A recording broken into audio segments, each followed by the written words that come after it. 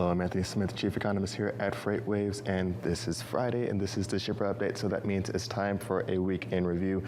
And this was an exciting week if you're looking for economic releases. So we get it kicked off with retail sales. This one was updated just a few days ago. This week we saw that there was a tick up of 0.3% for retail sales in the most recent month.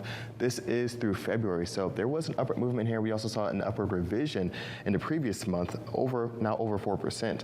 Now, on paper, initially, when I look at this is impressive because we saw 4% growth maintain that momentum on to the next month. But when we look at some of the underlying things, it kind of gets a little bit funny in the light. So one of those underlying things is, of course, we're looking at seasonally adjusted numbers. So we have to take some of that in with a grain of salt. But if you look at this overall trends, it kind of washes itself out. But you have to look at what's going on underneath it. Behind all this, we did see, I think we have in our next chart here, one of the underlying trends that we're going to get into, and that's going to be non-store retailers, which saw a pretty significant drop off, over 4%, I believe, in the most recent release here. So we did see a pretty significant decline in retail sales for non-store retailers. Now, that's not just pure e-commerce, but e-commerce does factor into this subsector. And so when you start to see some of this downward movement here, you kind of start to think, hey, what's going on with the overall consumer activity? And especially on a month-to-month movement. The other big thing that we saw here in this retail sales report was that there was a pretty significant uptick for retail sales for gas stations. Now, as we know, we've seen gas prices really take a pretty significant upward movement in the most recent weeks, or over the few weeks here, but this is over through March, and these retail sales are through February, so that just tells you what kind of momentum was really kind of building up already in the energy sector and for those gas station and gas prices. So that's going to be a lot of those things to factor as we kind of see what happened in this most recent month as consumers started to pay more for gas prices and then really kind of started to spend less on other areas.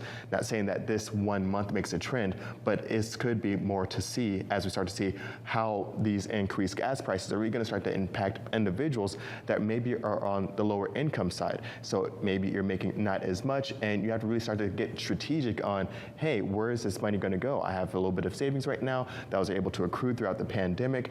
Now I'm going to have to put some of that to work. Maybe I'll just stop spending on some other areas while I have to kind of really buy and hone in on some of these essentials that are going to be up in prices. So moving into our next chart here, we're also going to get to look at something a little bit interesting. This is going to be two birds, one stone. So we also saw that there was an update for the producer price index as well through February. Saw that there was an upward movement of 0.8% on a month-to-month basis. This is showing that there is still quite a bit of inflation happening right now, especially upstream for those producers. And as we just mentioned not too long ago, we have retail sales for gas stations up just over 5% in this most recent week here, or most recent month here. And so we're seeing this upward movement as well in this blue line, which is retail sales for gas stations, and in this orange line, which is the overall PPI. When we're looking at this upward movement here, like I said, this kind of shows that there's still a lot of momentum pent up for those increasing prices upstream.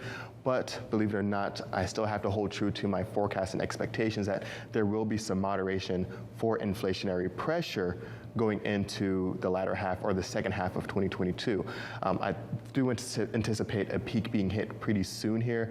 I'm not going to get into gas and oil and things like that. I'll leave that to the great John Kingston to get into some of those details. But looking at the overall trend, that's going to be the overall expectations. Now, when we're looking at economic outlook, we're all talking about slower growth now. We're talking about, hey, consumers may not be able to purchase as much as they were because of what's going on overseas, what's happening with Russia and Ukraine. And there's a lot of noise right now, and expectedly so. There's going to have to be a lot of attention around the situation because it really has implications not just for Ukraine, but really all of the world. So when we're looking at this, we have to be mindful that there are a lot of underlying trends that were at play beforehand, before this invasion started to happen. And really all those trends are still holding true for me on my end. We're looking at moving forward. So when you're looking at what's going on with these retail sales, we're looking at what's going on with industrial production, things like that.